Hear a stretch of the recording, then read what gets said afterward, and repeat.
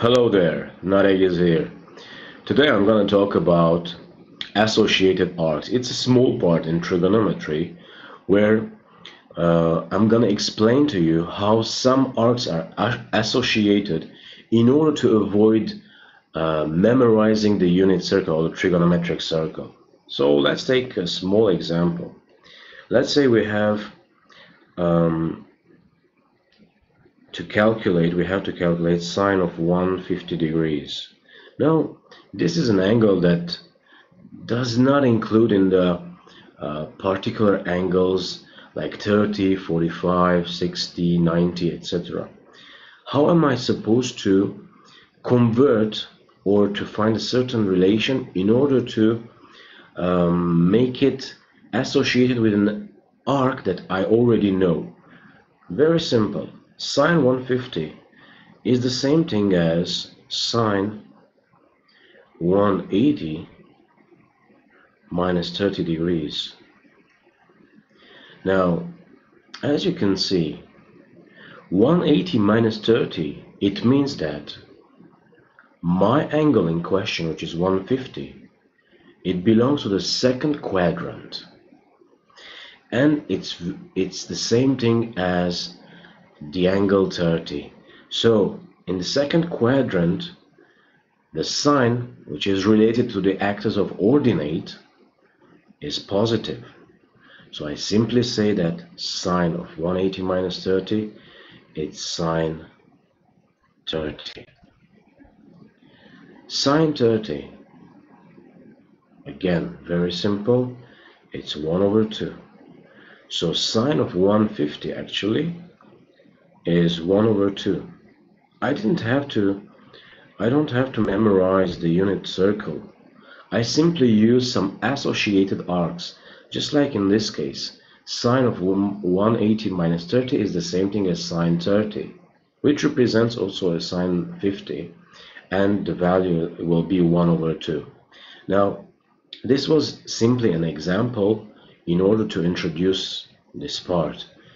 I'm going to demonstrate to you how 150 is 180 minus 30, and 180 minus 30 is the same ordinate or the same sign as sine 30. So let's start.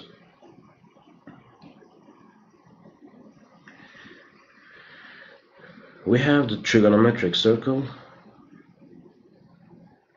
This is our trigonometric circle. All right.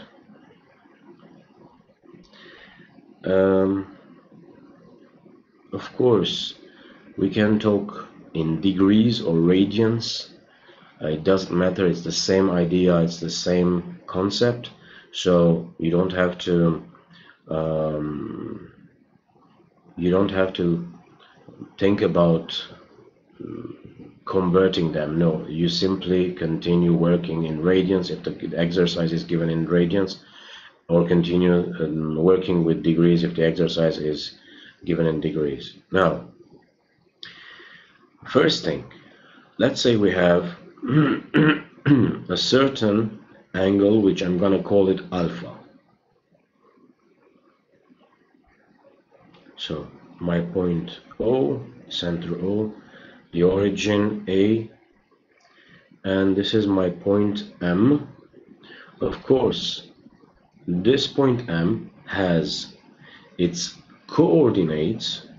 So in case you want to know about the coordinates, regarding the axis of abscissa, this is the abscissa of the point M. So previously, in a previous video, I've already talked in the unit circle. I already mentioned about how am I able to convert the abscissa of M. Let's say M has the abscissa, has the coordinates x and y. I can also write it as M having the coordinates cosine alpha and sine alpha. Alright, so this is alpha. X is the abscissa. As for the ordinate, it's y. So this part, it's y.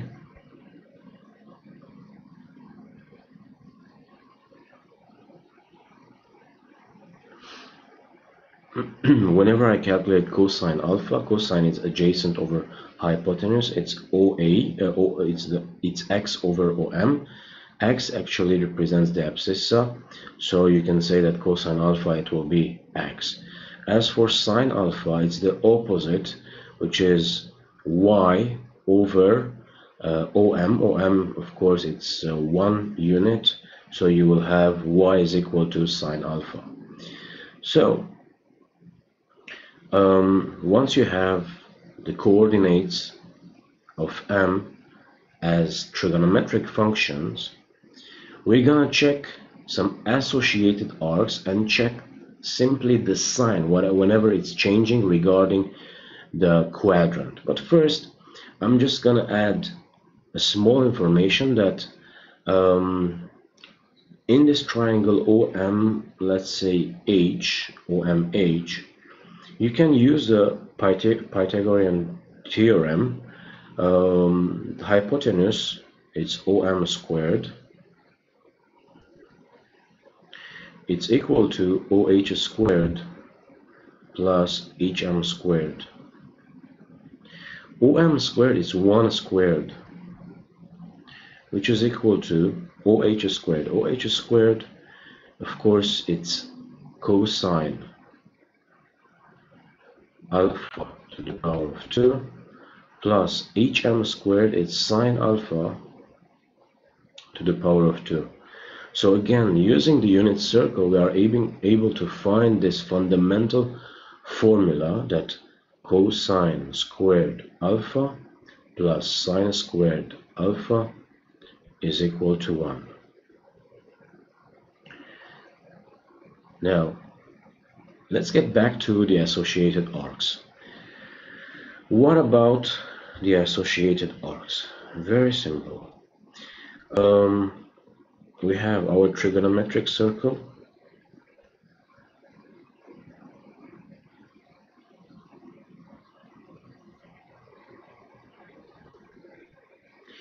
This is the angle alpha that I have in this case.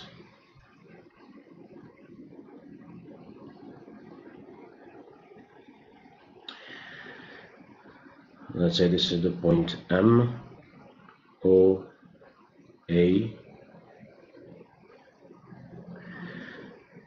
What about the angle pi minus alpha? Pi, it's a half revolution minus alpha, so I go backwards, alpha. It will have this position. So pi minus alpha, I'm gonna use another color for pi minus alpha. Let's say it's this position, and I'm going to call it the point N, which represents, of course, pi minus alpha. Now, for this angle pi minus alpha, again, in case you want to check its coordinates, of course, related with the trigonometric functions, you will have cosine, it's this section, it's no more x, it's no more plus x. Here it was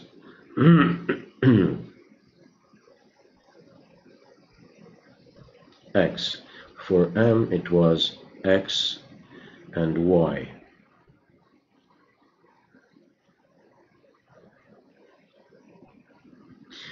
For n it will be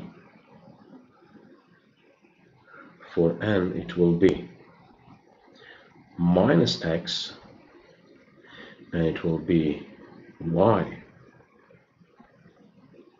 So simply by moving from alpha to pi minus alpha, I'm moving to the second quadrant. In the second quadrant, it's the abscissa which is negative, so cosine will be negative. Once you can position your point, and once you know it belongs to which quadrant, you simply have to check it's the sign of each trigonometric function. Of course, regarding your axis of abscissa and axis of ordinates. So for the point N, let's say, which is minus x and y, it has the coordinates minus x and y. Cosine will be negative. As for sine, it will be positive. Let's say this angle alpha was 30 degrees. If alpha was 30 degrees, pi minus alpha will be 150 degrees. So I don't have to memorize about 150 degrees. I simply use the relation between alpha and pi minus alpha by using the quadrants. So cosine of pi minus alpha, which means the position in the second quadrant of the abscissa. The abscissa is negative, so you simply say it will be negative of cosine alpha. It's minus x, it's no more x. The coordinates of n are minus x and y, so minus x, it represents a negative value for x, so it will be a negative value for cosine. So cosine of pi minus alpha, it's minus cosine alpha. Sine of pi minus alpha, it's sine alpha, because the point N and the point M have the same ordinate, which is y. So sine will not change, sine will stay positive. That's why sine of pi minus alpha is the same thing as sine alpha. The tangent, of course, since it's the ratio, you have cosine, which is negative, so tangent of pi minus alpha, it's minus tangent alpha. And as for cotangent of pi minus alpha, it's minus cotangent alpha. So let's get back to our example. What about cosine of 150 degrees? I can say 150 degrees is the same thing as cosine of pi minus 30 degrees. Pi, it represents 180, just like we did previously. Cosine of pi, it's the same thing as cosine of pi minus alpha, so it's minus cosine of 30 degrees. Minus cosine of 30 degrees, it's minus square root of 3/2. So I didn't really memorize these values. I simply know the particular angles, 30, 45, 60, 90, and I'm gonna use these formulas, and these formulas are actually the associated arcs, where I have an association between pi minus alpha and alpha. Pi minus alpha, it belongs to the second quadrant, where cosine is negative, so I will have cosine pi minus alpha, it's minus cosine alpha. Sine pi minus alpha, it will be sine alpha, etc. This is how you're going to be able to find between some arcs in order to find a certain value that you already know, just like 30, 45, a certain angle that you already know, 30, 45, 60, 90. So this was the first one. It was a certain association between pi minus alpha and alpha. The second one, we have again a trigonometric circle, but in this case it's not going to be pi minus alpha. I'm going to take pi plus alpha.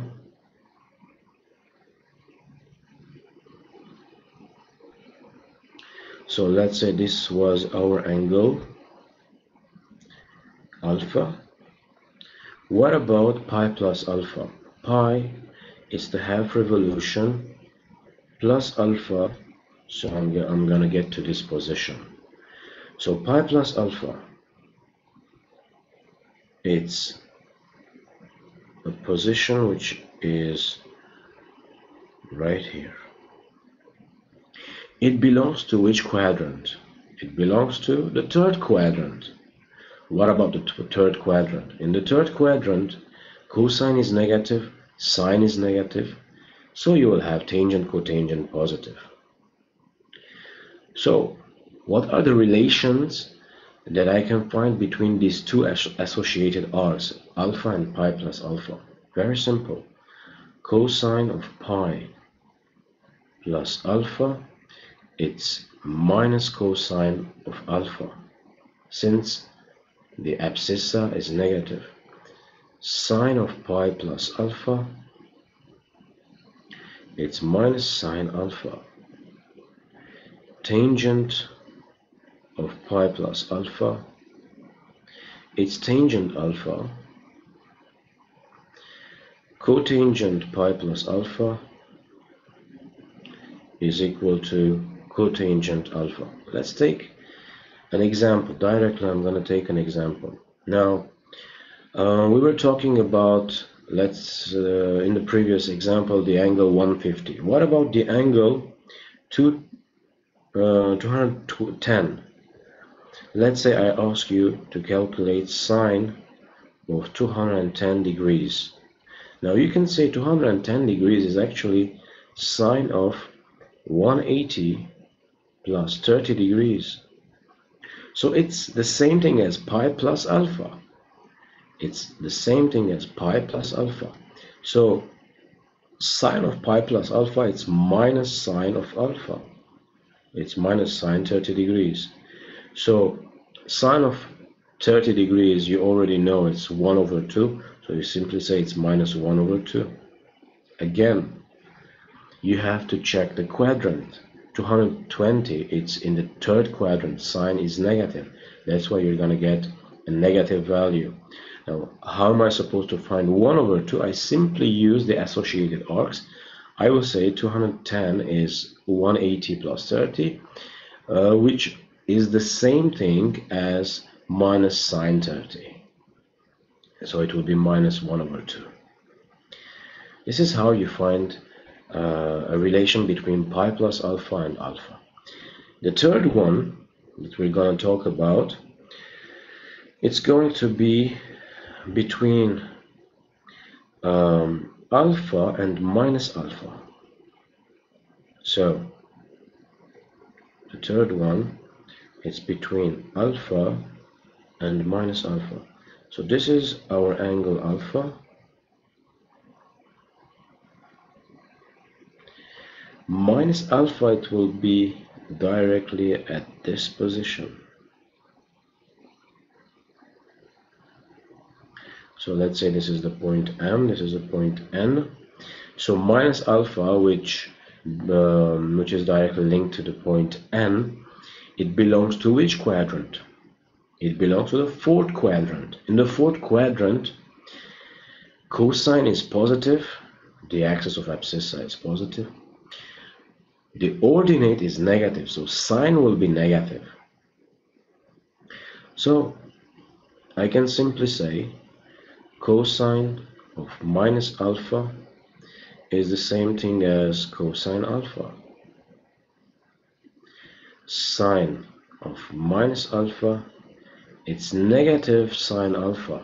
Why? Because I have my point, or the angle, it belongs to the fourth quadrant where sine is negative. Tangent of minus alpha, it's minus tangent alpha, it's the ratio. Cotangent minus alpha is equal to minus cotangent alpha.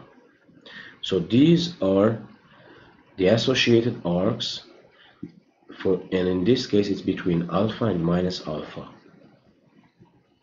Now, can we demonstrate, of course, in the unit circle?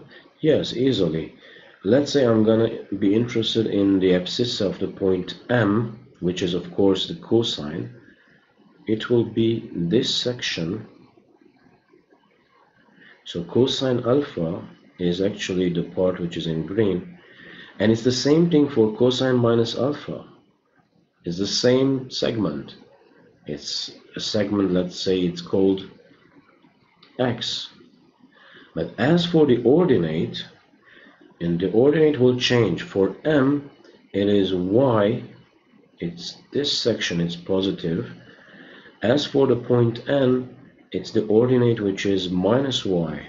That's why you have this difference between alpha and minus alpha. The sign is negative. Let's take an example. I was taking examples by using degrees. Now I'm going to take an example. Let's say, what about sine of minus pi over 4? We already know about pi over 4. Sine of pi over 4, it's something that we already learned. You don't have to memorize about minus pi over 4. You simply say, minus pi over 4, it's an angle that belongs to the fourth quadrant. In the fourth quadrant, the sign, which is related to the ordinate, is negative. So you say it's minus sine of pi over 4. Sine of pi over 4 is 1 over square root of 2, so it will be minus 1 over square root of 2. That's how you find the value. Now, what about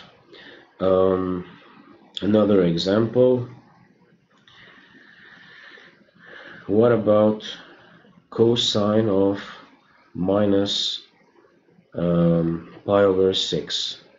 Now, minus pi over 6, it's an angle which belongs to the fourth quadrant. In the fourth quadrant, cosine is positive, so I say it's the same thing as plus cosine of pi over 6.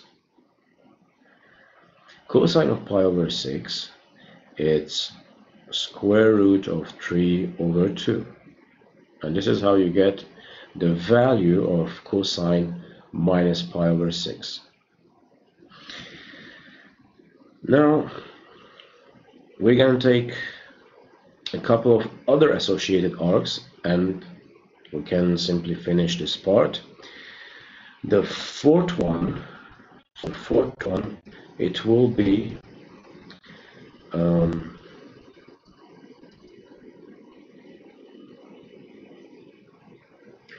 between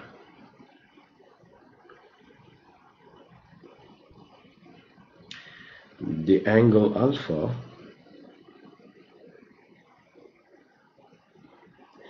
and pi over 2 minus alpha. Pi over 2, it's at this position. This is pi over 2 minus alpha, so I will have to get back alpha. So it has a certain position which is close to this one. So I'm gonna position, let's say this is pi over 2 minus alpha. In this case, you will have to pay attention that cosine will be converted to sine, sine will be converted to cosine. Why? Very simple. Now, let's say I'm interested in calculating cosine of alpha. Cosine of alpha is actually this part.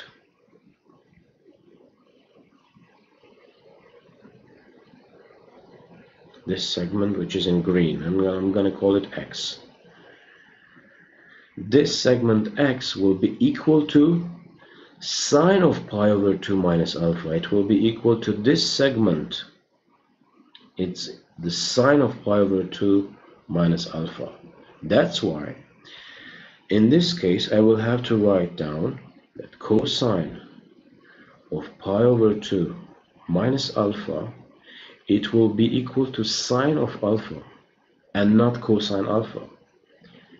You have this transformation. Sine of pi over 2 minus alpha, it will be equal to cosine alpha.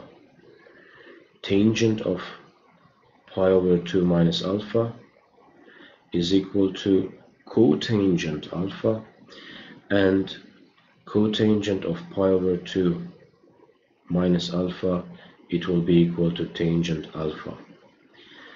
As you can see, all the signs are positive because alpha and pi over 2 minus alpha, both of them belong to the first quadrant. In the first quadrant, cosine is positive, sine is positive, so automatically tangent, cotangent will be positive. I'm going to take an example. So let's say we have cosine of pi over 2 minus pi over 3. You simply say it's in the form of pi over 2 minus alpha, which is the same thing as sine of pi over 3. Now, what is the value of sine pi over 3? Pi over 3, it's equal to square root of 3 over 2. These are the complementary angles. We've seen this in the Pythagoras, in the right triangle. So we are using it again in the unit circle, trigonometric circle. The last one, the last associated arcs are pi over 2 plus alpha and alpha. So I'm going to take the last one.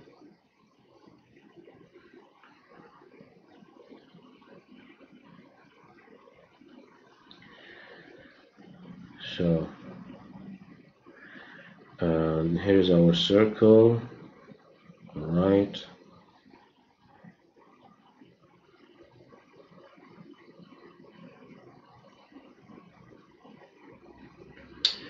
In this case, again, we have alpha.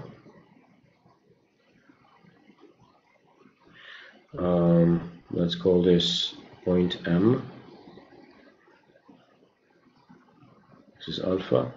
And pi over 2 plus alpha. Pi over 2, it's at this position, plus alpha, so I will have to continue alpha. It will have the position marked below. So this will be the point pi over 2 plus alpha. Now, as you can see, pi over 2 plus alpha, it belongs to the second quadrant. In the second quadrant, something is changing. Cosine is changing. Cosine is negative. So you will have to pay attention that cosine of pi over 2 plus alpha, since it's in the second quadrant, will be negative. So it's minus sine alpha. Sine of pi over 2 plus alpha, it's in the second quadrant, sine is positive. It will give you plus cosine alpha. Tangent of pi over 2 plus alpha, it's minus cotangent alpha. And cotangent of pi over 2 plus alpha, it's minus tangent alpha. So this is how you will be able to find the associated arcs between, in this case, alpha and pi over 2 plus alpha. Let's take a final example. Let's say we are interested in calculating sine of pi over 2 plus pi over 4.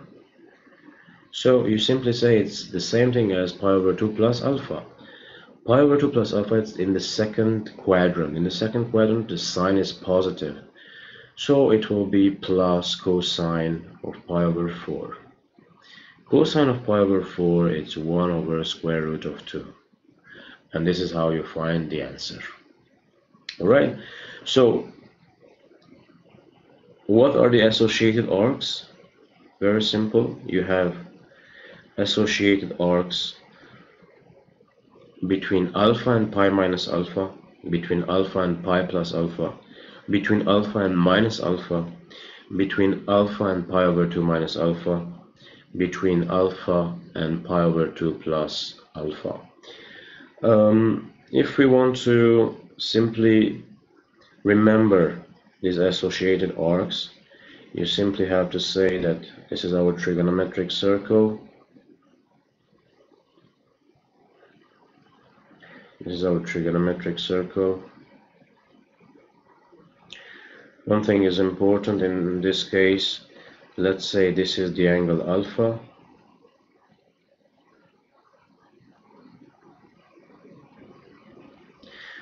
pi minus alpha will be at this position, which is in the second quadrant. Pi plus alpha will be at this position, which is in the third quadrant, where sine and cosine are negative. Let's say I'm interested in minus alpha, it will be at this position. So this is minus alpha. I'm interested in pi over 2 minus alpha, it will be a position which is here, pi over 2 minus alpha. And finally, at this position I have pi over 2 plus alpha, which belongs to the second quadrant. So once you know these associated arcs and each arc it belongs to which quadrant, it will be very easy to find the sine, and it will be easy also to find the final answer, the value, so that you don't have to memorize the trigonometric or the unit circle. That's it for these associated arcs. I hope it was helpful. Don't forget to subscribe to my channel so you will be notified whenever I upload new videos or new material. I can also share with you my Instagram and Facebook account in case you want to contact me whenever you have any question, or you can simply leave a comment below. I hope it was helpful, and that's it for today. See you next time.